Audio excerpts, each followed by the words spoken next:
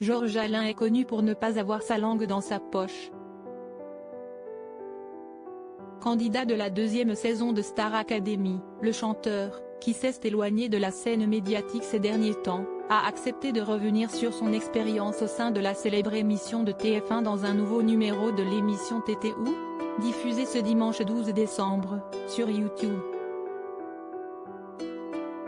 Durant cet entretien, celui qui est cuisinier de profession a expliqué pourquoi il n'aimait pas beaucoup s'épancher sur sa participation à Star Academy. « Je ne renie pas le fait d'y avoir participé, si est factuel, mais j'ai tendance à plutôt regarder devant moi.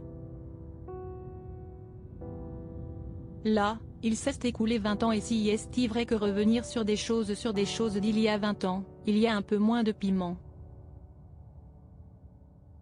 Ça m'intéresse un peu moins », a-t-il déclaré en préambule. Et l'artiste de 47 ans de préciser, « Si est pas que je crache dans la soupe, si est juste que je regarde plutôt devant et que je suis passé à autre chose depuis. » Pour rappel, 3 ans après sa participation à l'émission présentée par Nikos Aliagas, Georges Alain a sorti son premier album intitulé New Jersey. Il a eu un très bon accueil. Il est vrai que je n'aille pas vraiment jouer le jeu sur le côté promotionnel de ce album, je n'étais pas au bon endroit, a reconnu l'ancien candidat de Star Academy.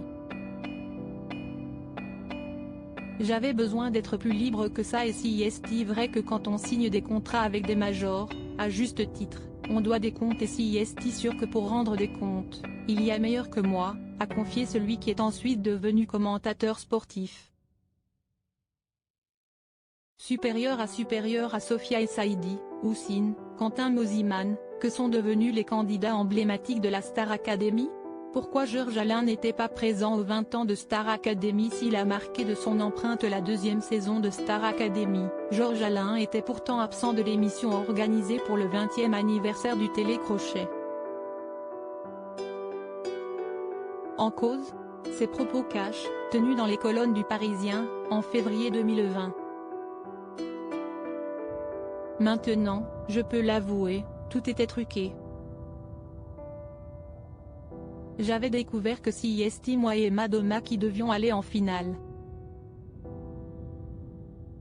C'était décidé avant même l'émission, avait-il déclaré à l'époque. Et d'enfoncer le clou, j'ai pété les plombs et les producteurs ont organisé mon élimination en demi-finale car je les menaçais de tout balancer. Pour éviter tout problème à l'occasion de cet anniversaire, la production a préféré évincer le candidat. Crédit photo, Best Image.